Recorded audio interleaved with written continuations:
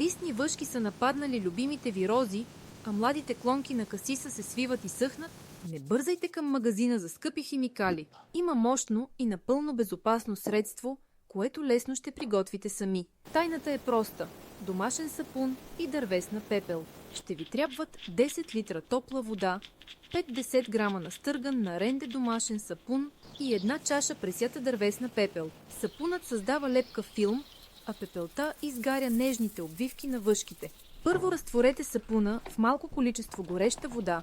След това излейте в основния обем и добавете пепелта. Разбъркайте всичко старателно и оставете да престои 2-3 часа. След това задължително прецедете разтвора през няколко слоя марля.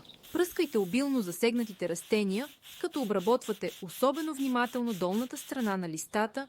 Именно там се крият колониите от вредители. Правете обработката рано сутрин или вечер в сухо и безветрено време. Запомнете главното правило – редовност. Едно пръскане няма да реши проблема. Повтаряйте пръскането на всеки 7 дни до пълното изчезване на въшките, а след това веднъж на 2 седмици за профилактика.